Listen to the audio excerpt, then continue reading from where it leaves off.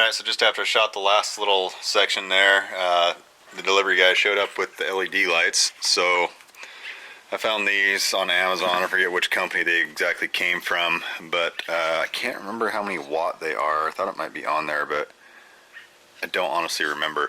But anyway, I'm going to take all these. I only ordered 6 of them. I might have to order 2 more. But I'm going to mount all of them in the grill like this, so the whole grill is all LEDs. I got to build a custom bracket for that. Cut all the old stuff out. I don't know if I'm going to get one to fit on the end right there. We'll see. It's going to be close actually. But if I can get one to fit on the end, I'll do 8. If not, I'm just going to do 6. The 1, 2, and then 3, and then leave that center one. So, should be pretty cool. Well, I was done for the night, but I got bored sitting on the couch, so, and there was nothing good on TV. There never is, but, so, trying to figure out how I'm going to get these lights mounted in here, right? I know they're not going to just bolt to the plastic because all the vibration, they're going to bounce out. So, I cut all the grill out, as you can see over there.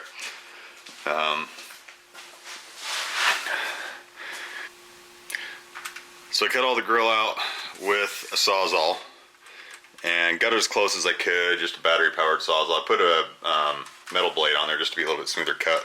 You can see right here I kind of missed a little bit, but not a big deal. You're not really going to see this, so it doesn't really matter too much.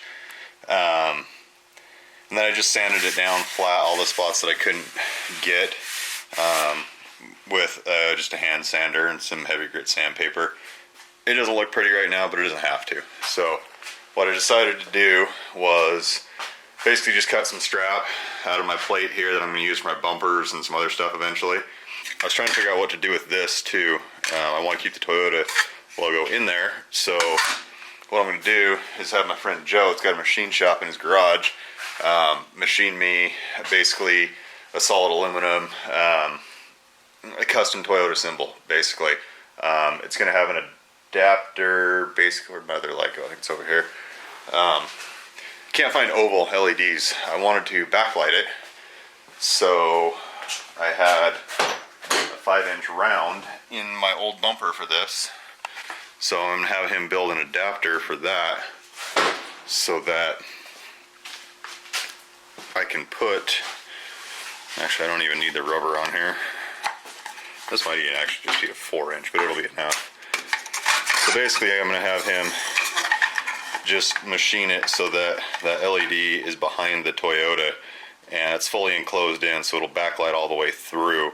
And I'm going to wire that separately to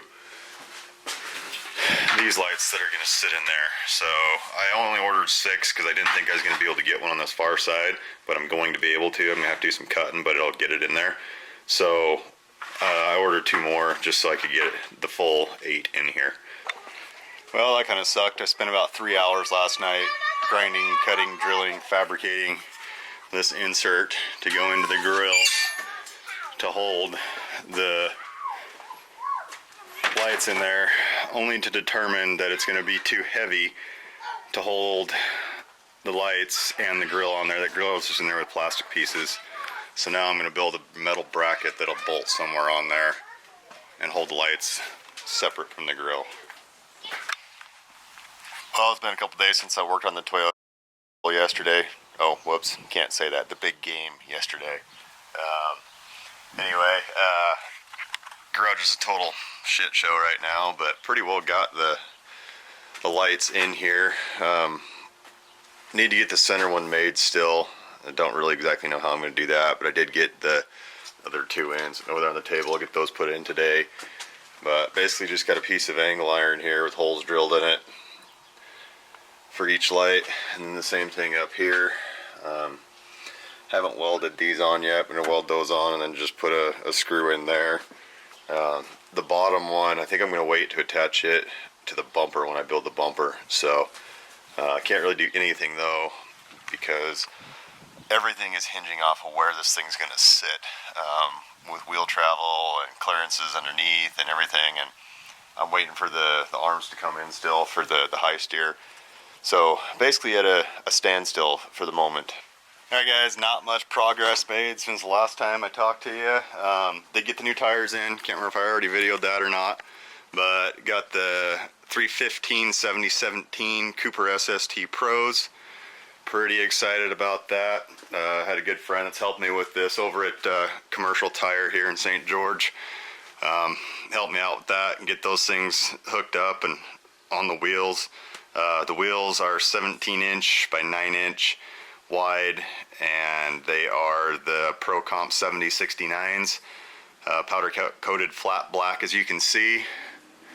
I can't remember where I ordered those from. I think I got them on Amazon actually, and they were used, but had one little ding in it, but not bad. So lots of different places you can get those though, but pretty dang excited about them.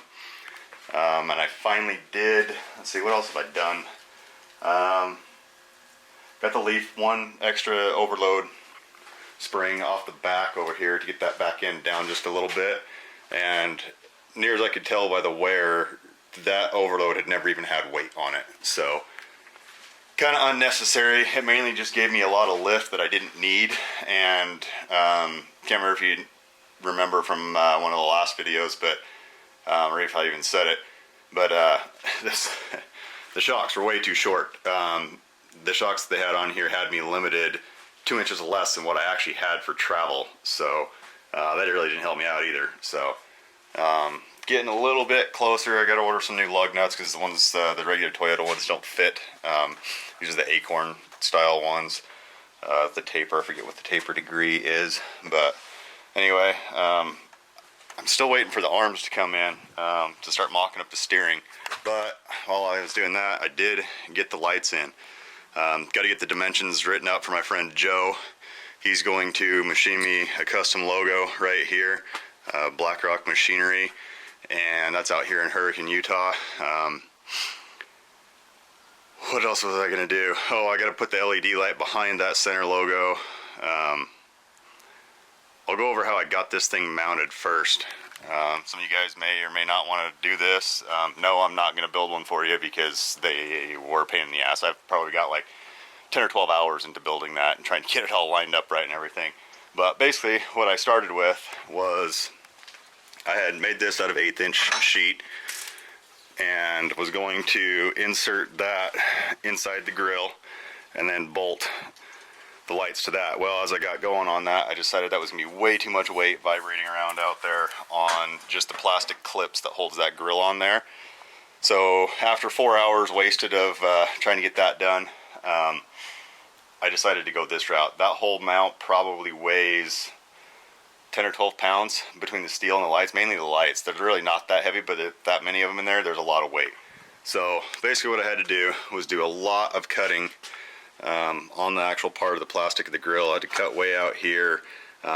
Originally it wasn't necessary to cut that much, but I had to cut that to get my first bracket in here, and now it's a little bit too late, but that gives me a lot of room, so I'm not too bummed about that.